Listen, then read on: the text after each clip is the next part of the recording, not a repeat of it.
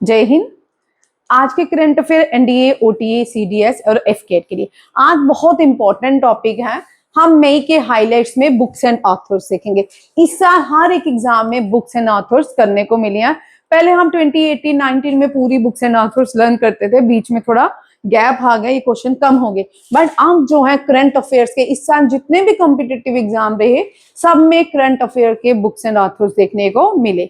ठीक है, एसएससी में मैंने आपको नया टॉपिक करवाया था, जितने भी भारत के प्रेसिडेंट हैं उन्होंने कौन कौन सी बुक्स लिखी हैं वो सारी, उसकी मैं आपको शीट दूंगी। ठीक है, यहाँ पे स्टेट दो, एक तो यूनियन टेरिटरी लद्दाख को डिस्कस करेंगे और स्टेट गुजरात को डिस्कस करेंगे। सबसे important new session, United nation general assembly के न्यू प्रेसिडेंट अपॉइंट हुए हैं। ठीक है, फीमेल जो प्रेसिडेंट थी वो सरपास हो गई हैं, न्यू प्रेसिडेंट अपॉइंट किए गए हैं। ठीक है, इससे रिलेटेड सारे स्टैटिस्टिक के क्वेश्चन। नेक्स्ट है यूनेस्को रिकॉग्नाइज्ड बायोस्फीयर रिजर्व। ये बड़ा इंपॉर्टेंट क्वेश्चन है, क्यों है ये आगे देखेंगे। इसके साथ मैं आपके दो पॉइंट्स क्लियर करूंगी। एक तो यूनेस्को बायोस्फीयर रिजर्व भारत की कौन से है, और 18 बायोस्फीयर रिजर्व जो है भारत के कौन कौन से हैं। इसके साथ आपको इनकी शीट्स भी मिल जाएगी, अभी प्रिंट होके आ रही है। ठीक है, ये सारे आपके करंट टॉपिक जितने भी रहेंगे उन सबका शीट, उन सबका मटेरियल भी आज आपको मिल जाएगा। ठीक है, रिटर्न में मिलेगा। चलिए देखते हैं। First, books and authors, very very important. हम एनिशियंट बुक्स एंड ऑथर्स आज नहीं करेंगे, अगर उस पे चलेंगे डेप्थ पे चले जाते हैं, फिर क्लास हमारी उसी पे चल जाती है। सिर्फ हमने मई के ये हाईलाइट्स देखने हैं, मई में कौन कौन सी इंपॉर्टेंट बुक्स जो है रिलीज हुई और किस किस ने लिखी हैं। ठीक है, फर्स्ट है the library man of India, ये लिखी है पीपी सत्यान ने। किसने? पीपी सत्यान। लिखते जाओ, टेबल बनाते जाओ, वेरी वेरी इंपॉर्टेंट। ये आपके, आपने क्या करना है, न्यूज जितने भी बच्चे हैं एनडीए, सीडीएस, ओटीए के लिए, यहाँ पे देखो एक लास्ट में पेजेस छोड़ दो, सिर्फ बुक्स एंड ऑथर्स का एक पेज होना चाहिए। 7-8 पेजेस जितने भी हैं, 7-8 पेजेस में आपकी बुक्स एंड ऑथर्स आएंगी। ठीक है, 8 पेज छोड़ दो, हर एक टॉपिक का एक पेजेस छोड़ते जाओ। पहले हम बच्चे ऐसे ही करते थे, जैसे स्पोर्ट्स का टॉपिक है तो स्पोर्ट्स के पेजेस 7-8 छोड़ दिए। ठीक है, उनमें घर जाके फाइनल लिखा, ताकि आने वाले टाइम में आपको मुझे देना। ठीक है,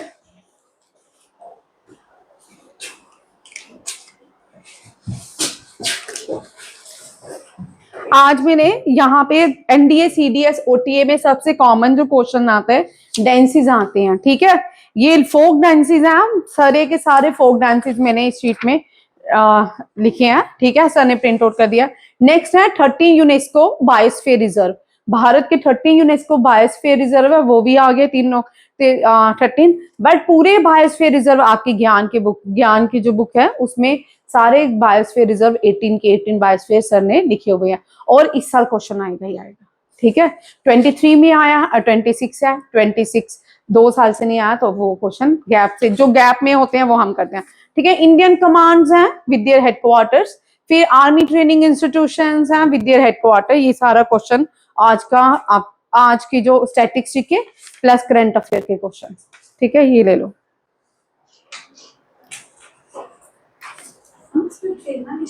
18 लिखी है, 13 लिखे हैं।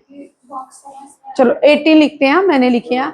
जो नहीं लिखे 18 वो यहाँ पे लिखे हैं। ठीक है, चलिए पहले बुक्स, यहाँ पे इंपॉर्टेंट क्वेश्चन हम करेंगे। सबसे पहले यहाँ पे करंट अफेयर का क्वेश्चन, पहले क्वेश्चन से हाइलाइट्स में बुक से करंट अफेयर का क्वेश्चन उठाएंगे।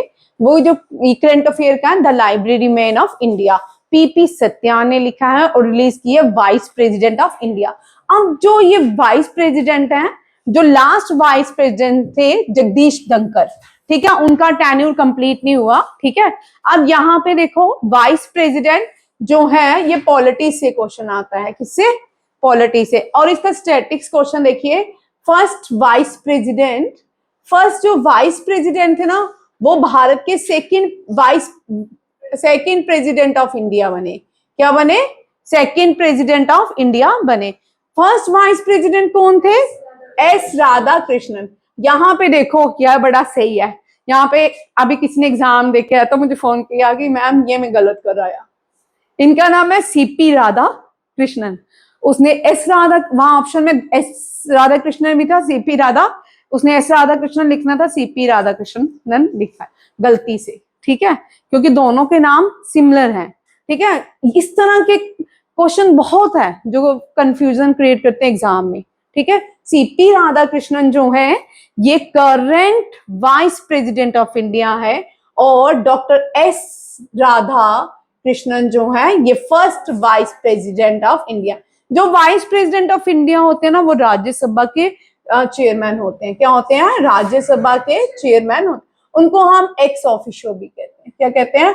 एक्स ऑफिशियो भी कहते हैं। किनको? जो वाइस चेयरमैन ऑफ राज्यसभा। 12 जो लोग पीपल आते हैं राज्यसभा में, ये जो है इनको नॉमिनेट करते हैं प्रेसिडेंट ऑफ इंडिया। ठीक है, प्रेसिडेंट ऑफ इंडिया 12 को नॉमिनेट करते हैं किसके लिए? राज्यसभा के लिए। राज्यसभा के मेंबर ऐसे कहते हैं 238 प्लस 12 कितने हो गए? 250। ठीक है, 250 इस तरह, या राज्यसभा के मेंबर हमेशा इस तरह करने हैं 238 प्लस 12। क्यों? 12 are nominated by the president of India. ठीक है, ये अलग अलग पाइनर से आते हैं, जैसे कि स्पोर्ट्स हो गया, साइंस हो गया और लिटरेचर हो गया, इन सब से, इन फील्ड से इनको लिया जाता है। ठीक है, CP Radhakrishnan current vice president, और जो इससे पहले वाइस प्रेसिडेंट थे उनका टेन्योर पूरा नहीं हुआ, जगदीश धनखड़। ठीक है, नेक्स्ट है better never stop. Better never stop, इसका ये डेब्यू बुक है।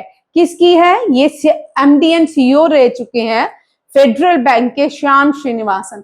वेरी इंपॉर्टेंट, श्याम श्रीनिवासन एक तो former MD and CEO of federal bank है, और इनकी डेब्यू बुक है बेटर नेवर स्टॉप। ठीक है, ये साथ में लिख जाए। Bazaar, very important, written by Niranjan Dev Sharma. ये सेकंड एडिशन है, निरंजन देव शर्मा।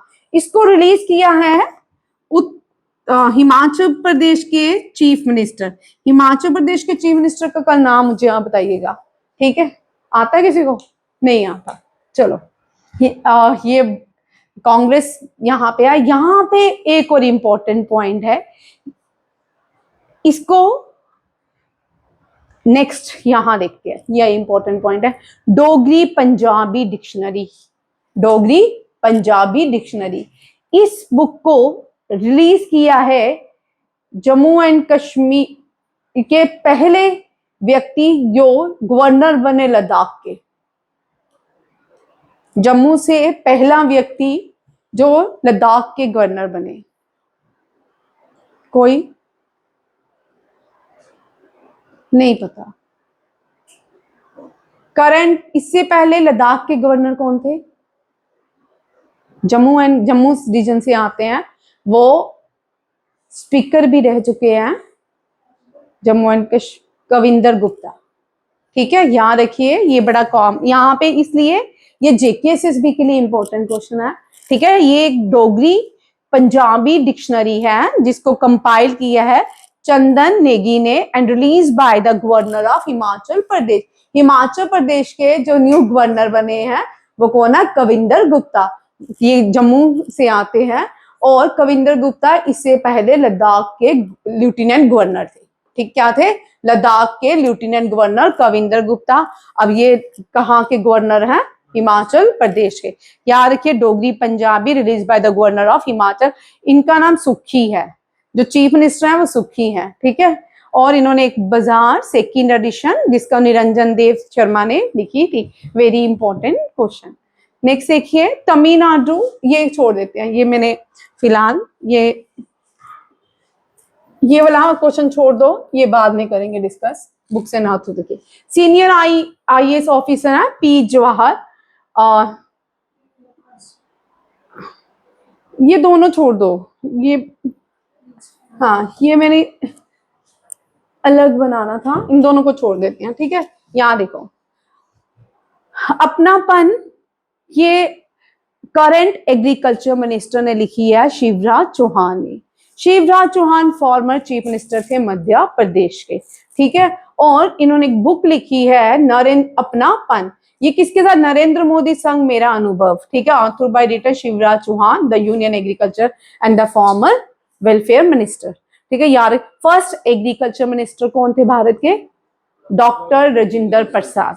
देख लो, doctor Rajendra Prasad, first president of India and the first agriculture minister of India and the first president of constituent assembly. Doctor Rajendra Prasad बहुत इंपॉर्टेंट है।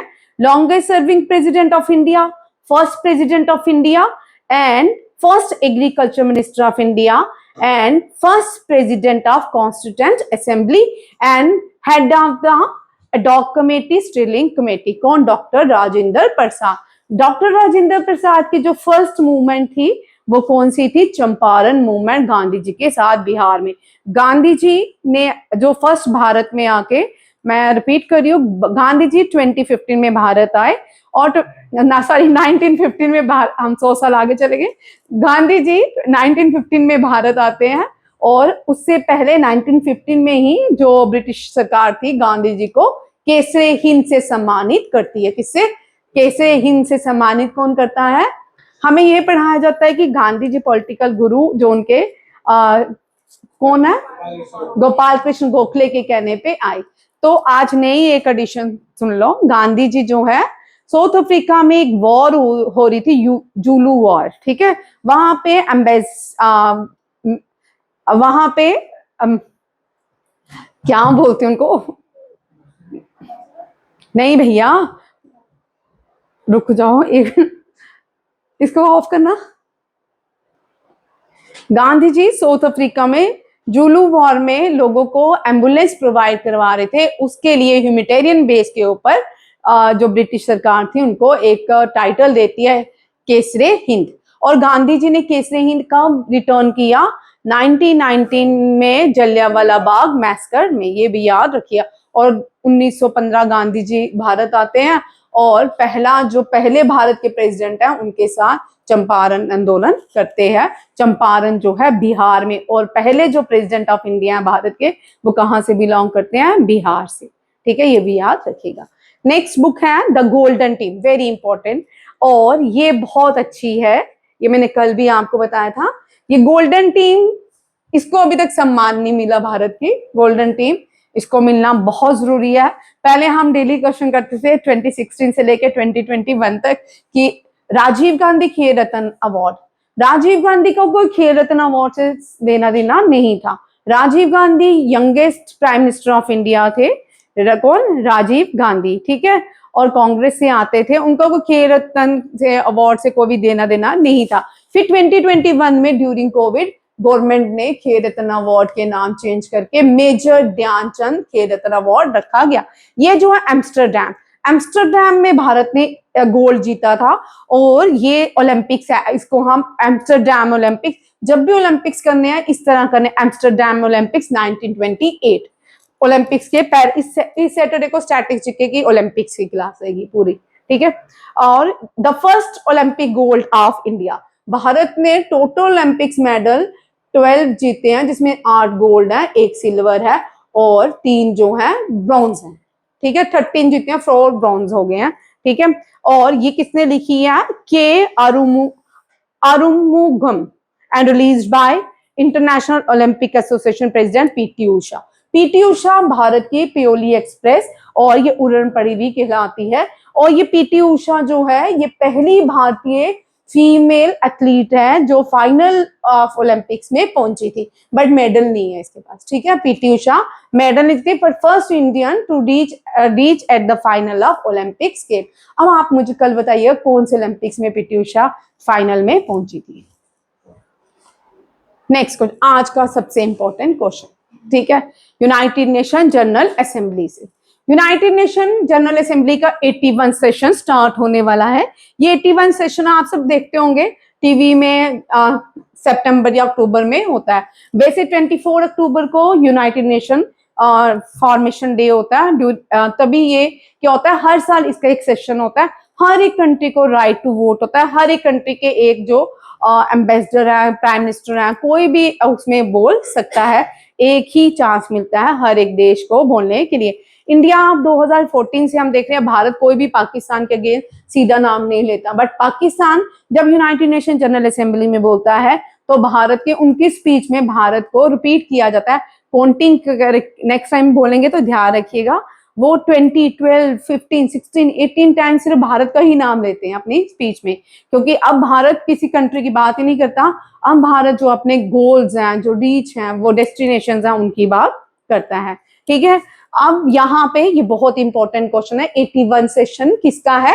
यूनाइटेड नेशन जनरल असेंबली का। इसके new president बने हैं खलीलुर रहमान। खलीलुर रहमान जो है बांग्लादेश से बिलोंग करते हैं।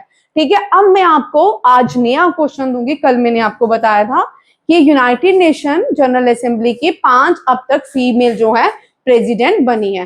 पहली भारत की बनी है, सेकंड अफ्रीका की बनी है, और करंट जो थी वो बहरेन की थी। कहाँ की थी? बहरेन की। अब एक एक करके मैं क्रॉनिकल दिया है, ठीक है। अब एनडीए, सीडीएस, ओटीए और एफ कैट में क्रॉनिकल क्वेश्चंस आते हैं। ठीक है, आपको डेट्स जो थी ना नहीं आ रही थी। ठीक है, 2018 के बाद डेट्स जो एग्जाम में खत्म हो गई थी कि डेट्स नहीं पूछ रहे। बट अब जो नया सिनेरियो आया है वो डेट्स हर एक एग्जाम में, चाहे वो आपका सैनिक स्कूल का एग्जाम था उसमें डेट्स पूछेगी, चाहे वो आपके एसएससी जीडी है, चाहे वो आपका रिसेंटली एनडीए सीडीएस है, डेट्स पूछेगी है। ठीक है, और यहाँ पे ध्यान रखना है विजय लक्ष्मी पंडिता, ये पहली भारतीय प्रेसिडेंट बनी। ये पहली फीमेल प्रेसिडेंट किसकी है? यूनाइटेड नेशन जनरल असेंबली की। और ये कौन से देश से बिलोंग करती है? भारत से। कौन से देश? भारत से। कब इलेक्ट की गई? 1953। और कौन सा सेशन था यूनाइटेड नेशन का? 8th session.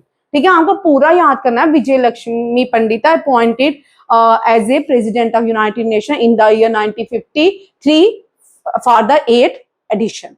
ठीक है, ये याद रखना है। नेक्स्ट आते हैं, इनका नाम है एंजी ब्रोक। एंजी ब्रोक जो है लिब्रिया से बिलोंग करती है। ये 1969 में चुनी गई थी। 24 सेशन, 8 के बाद 24 सेशन वुमेन के लिए सब बाइज है।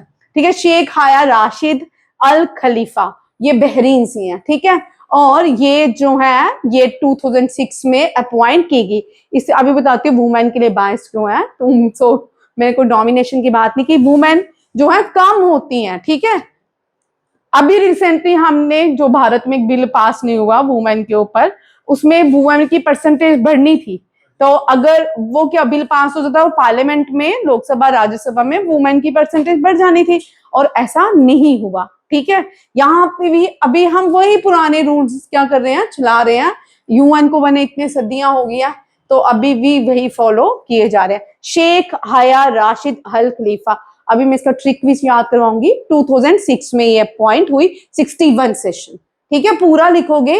अब नया जो क्वेश्चन आएगा, ये पहली अरब फीमेल है, ये अरब पहली मुस्लिम वुमेन भी है और पहली अरब फीमेल भी है, और first African women United nation की कौन थी? एंजी ब्रोक एंड शेख हया अल राशिद खलीफा जो है ये कब बनी? 2006 में, first Arab and the Muslim female to hold the position of United nation general assembly as a president. Maria Fernandes Espino Garcia, ये 2018 में बनी थी। ठीक है, इसको हम मारिया फर्नांडिस एस्पिनोसा याद करते हैं। ठीक है, मारिया फर्नांडिस वेरी इंपॉर्टेंट। 2018 क्या? 2018। ठीक है, ये 73rd सेशन। कौन सा है? 73rd session. अब ये जो 80 सेशन था, ये रिसेंट लास्ट ईयर सेशन था, 80 सेशन था। एनालिना बेरबॉक जर्मन से आती है, ये पहली यूरोपियन भी बनी, first female president from the western Europe region. ठीक है, आप देखो यहां से कितने सारे स्टैटिस्टिक के क्वेश्चन बने। ठीक है, इसी तरह क्वेश्चंस बनते हैं, कोई अलग वो जो क्वेश्चन बनाते हैं ऐसे नहीं है कि कॉपी एंड पेस्ट पहले से बुक से आते हैं, ऐसा नहीं होता। यहीं से इन्होंने क्वेश्चन बना लेना है कि 18 सेशन जो हुआ यूनाइटेड नेशन जनरल असेंबली का, पहली फीमेल वेस्टर्न यूरोपियन से आती है, कौन सी है? ठीक है, और इस तरह ये सारे। अब यहाँ पे 4 नाम बड़े इजी हैं। लक्ष्मी इंडियन गॉडेसेस होती हैं। ठीक है, एंजल हम जो क्रिश्चियंस होते हैं उनमें एंजल्स होती हैं। ठीक है, खलीफा जो है ये मुस्लिम जो है उनके लिए बड़ा ऑनर की बात है। ठीक है, मारिया मदर मैरी। ठीक है, लक्ष्मी, एंजल, खलीफा, मारिया।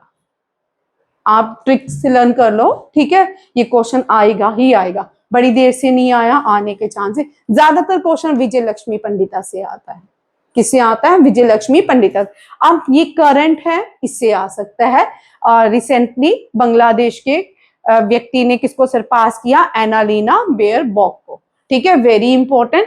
अब यूनाइटेड नेशन जनरल असेंबली जो है, यूनाइटेड नेशन जनरल असेंबली, ठीक है, इसका हेडक्वार्टर न्यूयॉर्क में है। यूनाइटेड नेशन का भी न्यूयॉर्क में 198 कंट्रीज की मेंबर्स हैं। कितनी मेंबर्स हैं? 198 कंट्रीज जो हैं इसके मेंबर्स हैं, ये याद रखना है, ठीक है। और हर एक कंट्रीज यहाँ पे क्या करती है, ऐसा नहीं है इनकी मेंबरशिप, जैसे आप बोलते हो कि यहाँ पे जम्मू में बहुत सारे क्लब्स हैं, उनको हम हर कोई थोड़ी ज्वाइन करता है, ठीक है, उनकी मेंबरशिप होती है। इसी तरह जितनी भी ऑर्गेनाइजेशन है इनकी क्या है, मेंबरशिप है। इंडिया हर साल जनवरी के मंथ में यहाँ पे मेंबरशिप के पैसे देता है। यूके, यूएसए और चाइना ने, आप सर्च कर लीजिए, सबसे कम देते हैं। यूएसए और चाइना सबसे कम पे करते हैं, और इंडिया रेगुलर पे करता है मनी यूनाइटेड नेशन को। और ये जो देश है इनके पास वीटो पावर है, जबकि हमारे देश के पास वीटो पावर नहीं है, ठीक है। ये बड़ा इंपॉर्टेंट फैक्टर है। और नेक्स्ट देखिए क्वेश्चन, ठीक है, ये करंट क्वेश्चन है, ये मैं एक सीरीज पूरी करवाऊंगी क्योंकि इससे सुप्रीम कोर्ट के बहुत सारे क्वेश्चंस रहे, ठीक है। सुप्रीम कोर्ट ने बड़ी सारी वर्डिक्ट्स भी दी, उनके चेयरमैन भी बहुत सारे रहे, वो पूरे का पूरा एक टॉपिक मैं अलग से उठाऊंगी। जितने भी जनवरी से लेके अब तक जितने भी सुप्रीम कोर्ट के केसेस रहे वो सारे करने हैं, ठीक है, बहुत सारे रहे, ठीक है। अगस्त्या मलाई नेशनल पार्क है तमिलनाडु का। यहाँ पे क्या हो रहा था, यहाँ पे एनरोचमेंट की जा रही थी, इलीगल एनरोचमेंट की जा रही थी, कंस्ट्रक्शन की जा रही थी, जिसकी वजह से सुप्रीम कोर्ट को इंटरफेरेंस करनी पड़ी। सुप्रीम कोर्ट को किस नेशनल पार्क को सेव करने के लिए इंटरफेरेंस करनी पड़ी? अगस्त्या मलाई। जितने भी मलाई वाले होते हैं ना, मलाई अगर आए ना, समझ लो ये तमिलनाडु से है। अगर वाइल्ड लाइफ सेंचुरी है तो तब भी ये मलाई जितने भी है कहाँ के हैं? तमिलनाडु के। National park, wild life sanctuary, biosphere, ये जितने भी हैं कहाँ से? तमिलनाडु से बिलोंग करते हैं, ठीक है। जो ये अगस्त्या मलाई है, ये हॉट स्पॉट है, बायोस्फीयर है भारत का। वेस्टर्न घाट भी हॉट स्पॉट, किस घाट को? Western Ghat hot spot, hottest biosphere of India है वेस्टर्न घाट, ठीक है। ये हिमालय में, हिमालयस है नॉर्थ इंडिया में, और वेस्टर्न घाट में जो साउथ में है, वेस्टर्न घाट जो हॉट माने जाते हैं, ठीक है। एक बेंच बनाया गया। अब यहाँ पे कौन से बेंच किसने बनाया? Justice Vikram Nath and justice Sandeep Mehta, इनके अंदर इसको लाया गया और डिसमेंटल किया गया, किसको? अगस्त्या मलाई इकोलॉजिकल लैंडस्केप को, ठीक है, एनरोचमेंट करने से। बड़ा इंपॉर्टेंट क्वेश्चन है। यहाँ पे ये सारी स्पीसीज पाई जाती हैं। इनमें जो नीलगिरी लंगूर है, ये IUCN के रेड डाटा बुक में इंक्लूड कर दी गया। ये एक्सटिंक्ट होने वाली प्रजाति है। बहुत सारी एक्सटिंक्ट होने वाली यहाँ पे प्रजातियां हैं, ठीक है। नेक्स्ट है 18 बायोस्फीयर रिजर्व।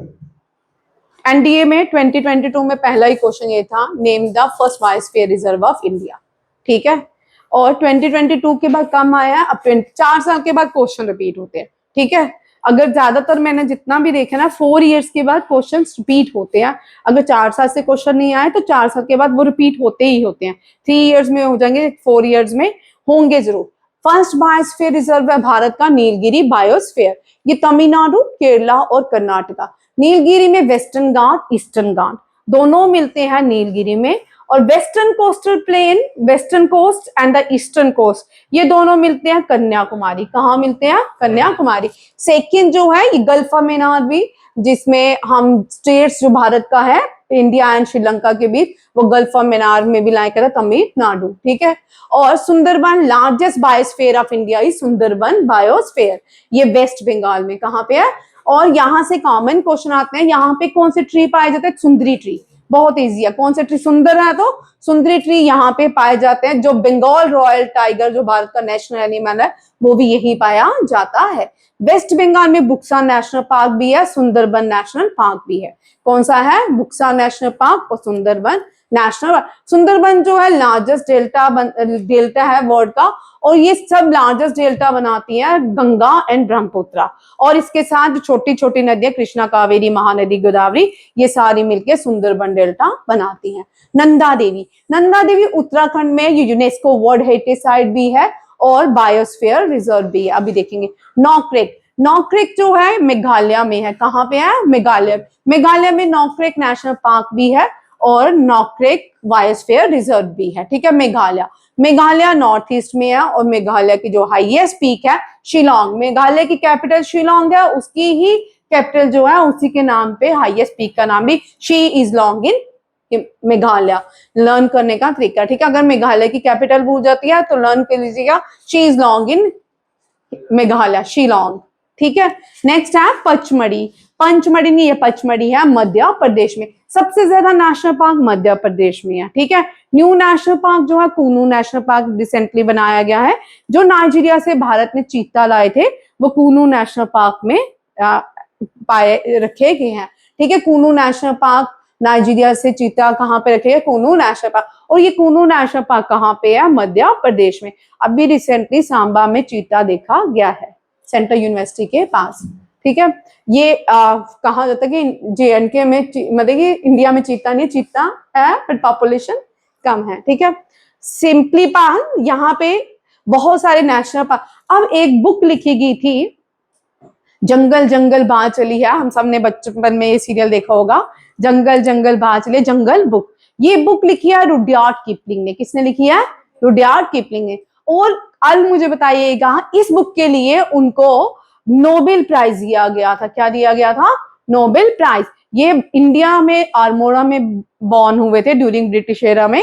और आप मुझे बताइएगा कौन से मध्य प्रदेश के नेशनल पार्क के लिए इनको ये नोबेल प्राइज दिया गया था। सिंपली पाल उड़ीसा, सिंपली पाल जो है उड़ीसा में है, ठीक है। Very very important. सिंपली पाल भितरकनिका, भितरकनिका इंपॉर्टेंट है। जो लार्जेस्ट मैंग्रोव फॉरेस्ट है वो सुंदरबन मैंग्रोव फॉरेस्ट है। इसी तरह दुनिया का सेकेंड लार्जेस्ट मैंग्रोव फॉरेस्ट वो कहाँ पे है, वो भी उड़ीसा में है, भितरकनिका। दुनिया के दोनों ही मैंग्रोव फॉरेस्ट जो है भारत में ही है, ठीक है। Sundarban mangrove forest and Bhitarkanika mangrove forest. ये नेक्स्ट है, ये अचना अमरकंटक, ये मध्य प्रदेश छत्तीसगढ़, ठीक है। अमरकंटिका से कौन सी रिवर ओरिजिनेट होती है कल मुझे बताना, ठीक है। ग्रेट निकोबार इंडिया का सबसे छोटा जो नेशनल पार्क है उसको हम साउथ बटन बोलते हैं। क्या बोलते हैं, साउथ बटन नेशनल पार्क, ठीक है। ग्रेट निकोबार जो अंडमान निकोबार में, अगस्त्यामलाई केरला एंड तमिलनाडु में है, ये बायोस्फीयर रिजर्व है। नेक्स्ट देखो कंचनजंगा, ये यूनेस्को वर्ल्ड हेरिटेज साइट है, बायोस्फीयर रिजर्व भी है। अब यहाँ पे नए बच्चों को एक नया पॉइंट बताती हूँ। भारत की हाईएस्ट माउंटेन पीक कौन सी है, विशाल बताएगा। चल विशाल, हाईएस्ट, अब क्वेश्चन थोड़ा ध्यान से सुनिए, ठीक है। Highest mountain peak of India. अब सेकंड क्वेश्चन है highest Himalayan peak of India, highest peak of India and highest Himalayan peak of India. Highest peak हमारे पास है, हम कागज हमारे पास है, POK में पाकिस्तान में ऑक्युपाइड है, ये है गुडविन ऑस्टिन, ठीक है। आपको विकिपीडिया में गूगल्स में सबके अलग अलग गूगल और विकिपीडिया चलते हैं, तो आपको वहां पे लिखा होगा ये इंडिया की नहीं है, ठीक है। इंडिया की है भैया, इंडिया की हाईएस्ट पीक कौन सी है, गुडविन ऑस्टिन। इसको K2B कहते हैं, ये ट्रांस हिमालयन है, कराकोरम में है। और हाईएस्ट हिमालयन पीक जो है कंचनजंगा, कौन सी है, second highest peak of the Himalayan peak is Kanchenjunga and highest in India, it is located in Sikkim, ठीक है। ये भी है। और सिक्किम में एक ही नेशनल पार्क है, कंचनजंगा नेशनल पार्क, ठीक है। मध्य प्रदेश पन्ना, पन्ना नेशनल पार्क भी है, पन्ना बायोस्फीयर रिजर्व है। Great Rann of Kutch white desert से नाम से जाना जाता है, गुजरात में है। लास्ट ईयर इसको ऐड किया गया बायोस्फीयर में, यूनेस्को में, ठीक है। कोल्ड डेजर्ट हिमाचल प्रदेश का। आपने पुष्पा देखी है, ठीक है, ये वही है, सेचलम हिल्स, ठीक है। जो चंदन की लकड़ी जहां से मिलती है ये हिल्स है, सेचलम हिल्स, आंध्र प्रदेश, ठीक है। डिब्रू साइखोवा असम, ठीक है, असम का ये नेशनल पार्क है। मानस नेशनल पार्क जो है असम का और काजीरंगा नेशनल पार्क दोनों ही यूनेस्को वर्ल्ड हेरिटेज साइट है। डिब्रू साइखोवा जो ये बायोस्फीयर भी है और क्या है, नेशनल पार्क ऑफ असम भी है। दिहांग आया तो अरुणाचल प्रदेश, दिहांग में ब्रह्मपुत्र को अरुणाचल प्रदेश के नाम से जानते हैं, तो दिहांग दिबंग। मानस नेशनल पार्क, अगेन मानस जो है ये क्या है, नेशनल पार्क भी है, बायोस्फीयर रिजर्व भी है। आज मैंने आपको शीट दी है, वहां पे देखो, मुझे दो, एक देना, कोई भी दे दो, ठीक है। अपनी अपनी देख लो, यहाँ भी देख लो। ये मैंने आपको 13 यूनेस्को रिकॉग्नाइजेशन बायोस्फीयर रिजर्व दिए हैं भारत के। The 13 recognised biosphere reserve in India, टिक करते जाओ।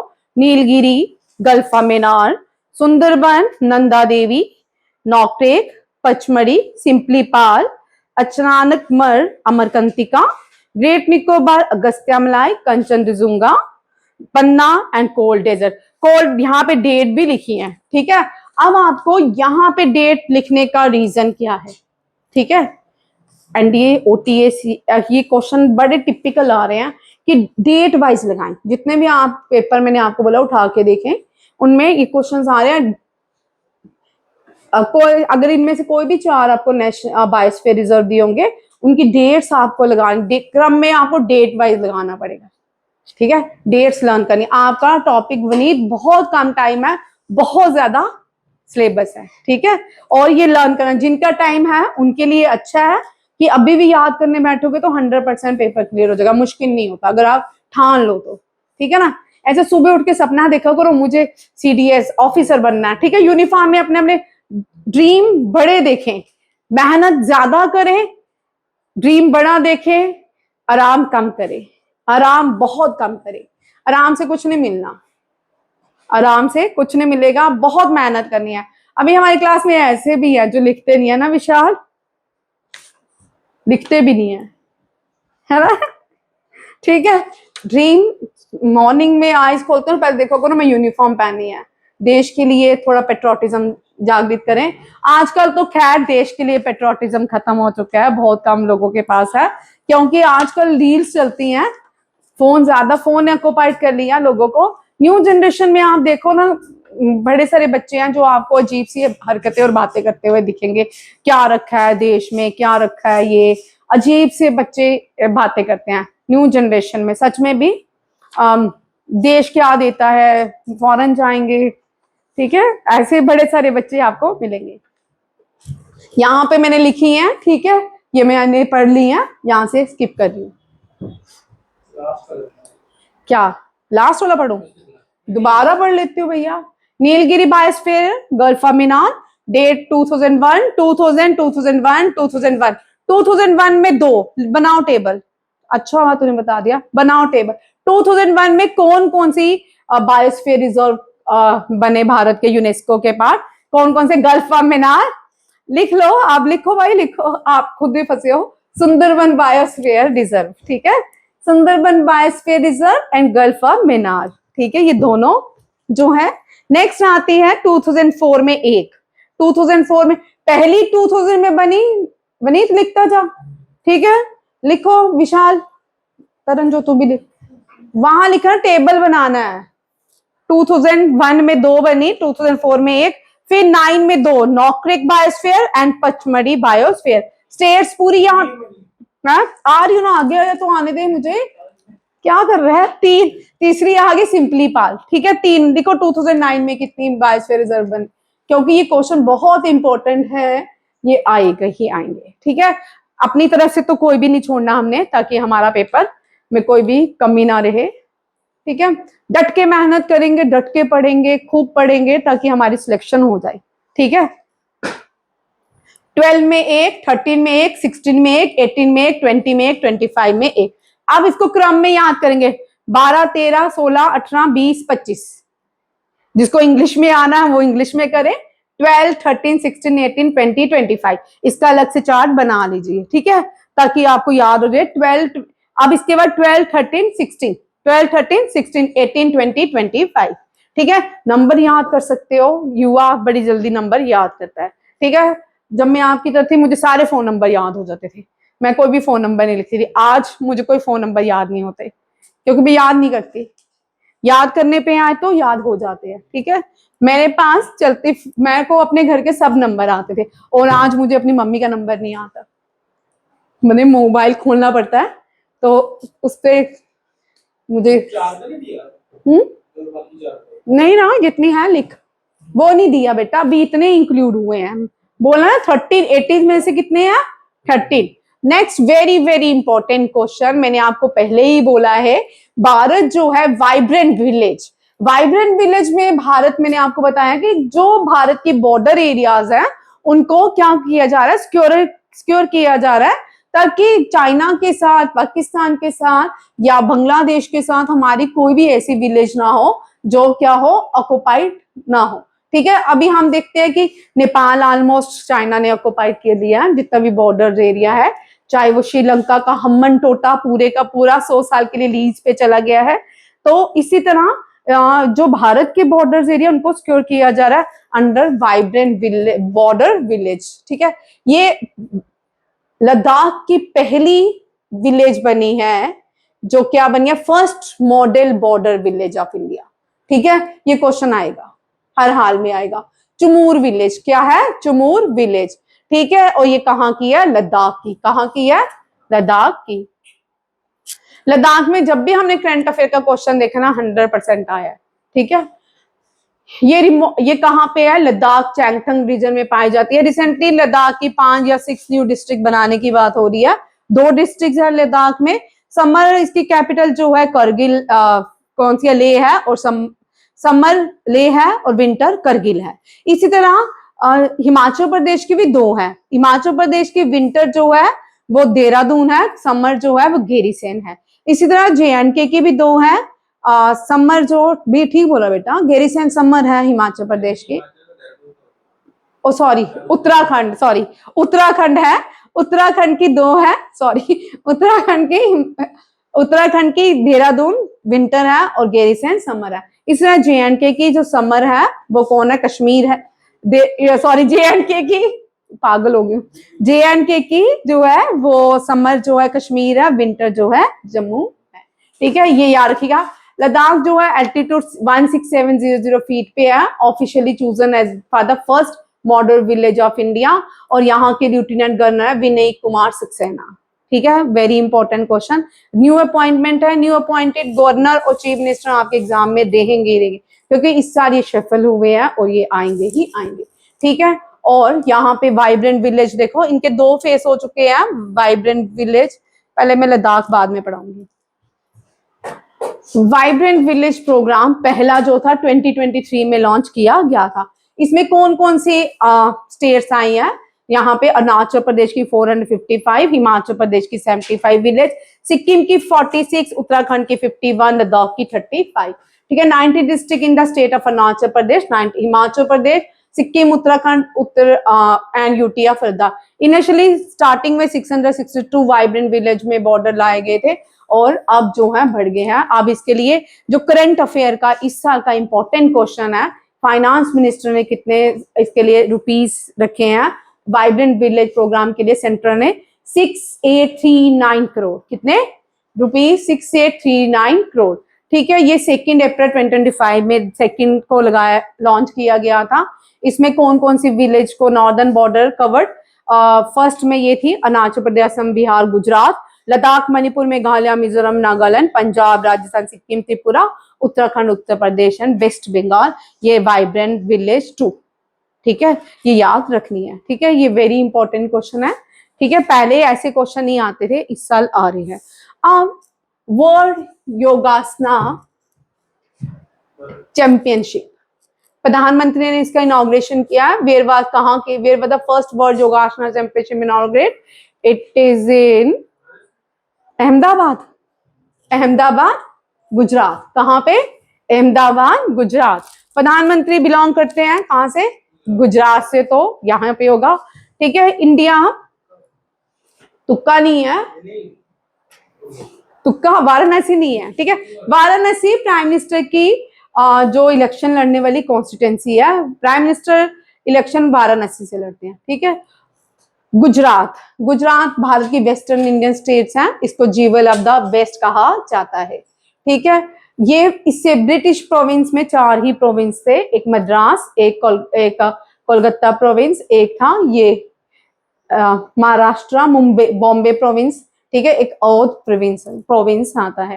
ठीक है, बाद में हम 28 स्टेट बने, 8 यूनियन टेरिटरी बन गए। ठीक है, हम इस तरह भी बन सकते हैं United state of India.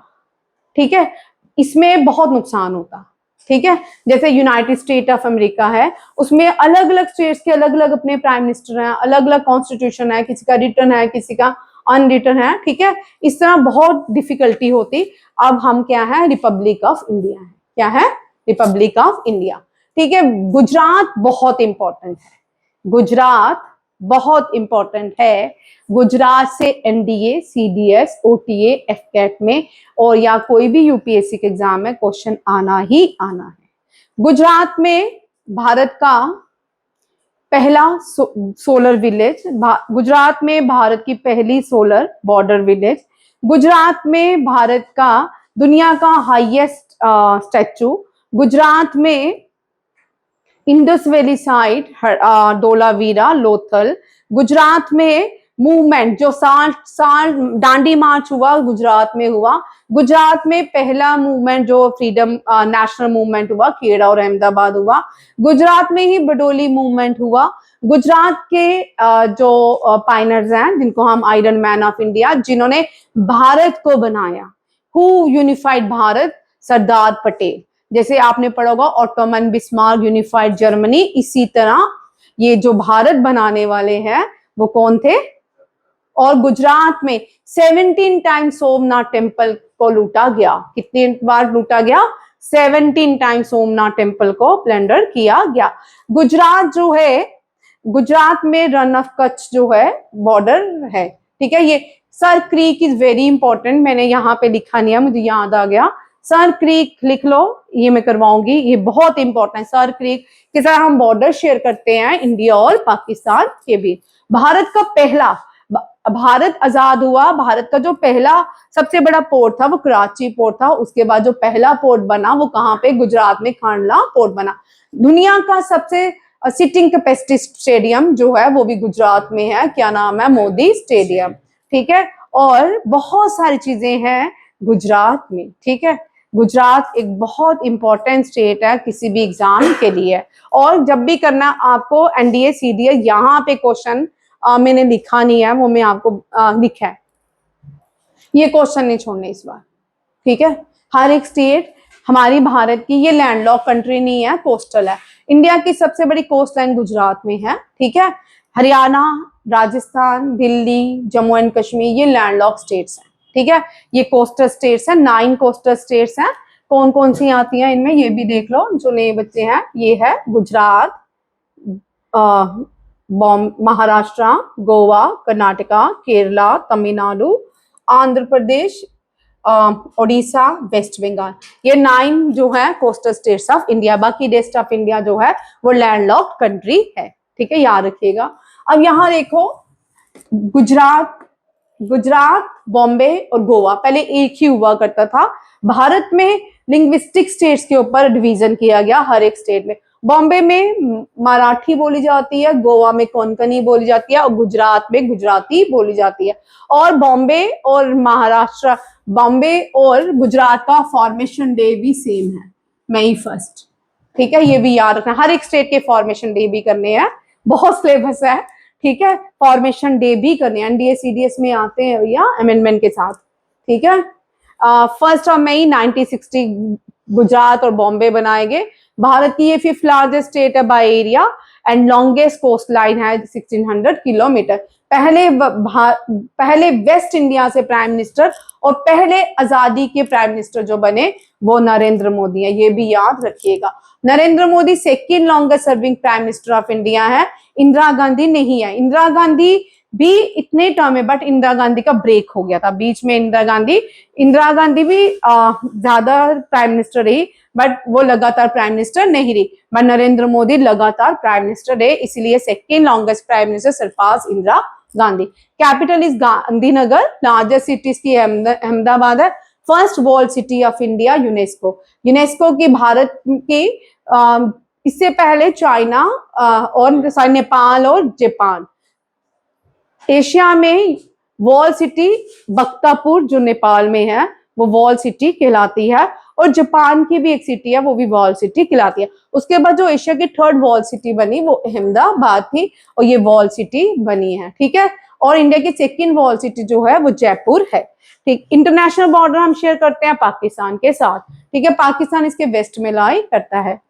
State border, Rajasthan इसके नॉर्थ ईस्ट में है, मध्य प्रदेश इसके ईस्ट में है, महाराष्ट्र इसके साउथ ईस्ट में है, ठीक है। फिजिकल डिवीजन देखिए, run of Kutch and Saurashtra. हम जो भारत में हम टाइम लेते हैं वो सौराष्ट्र से लेते हैं, ठीक है। सौराष्ट्र में जैसे सनराइज होता है, हमारी वॉचिस, हमारे यहाँ पे सनराइज होता है।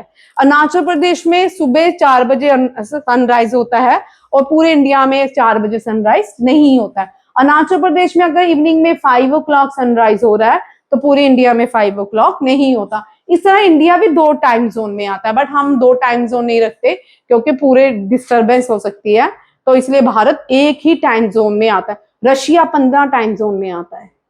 बड़ी सारी कंट्रीज हैं 12 टाइम जोन में आती हैं, कई कंट्री 5 में आती हैं। ठीक है, इस तरह ये भी क्वेश्चन आते हैं।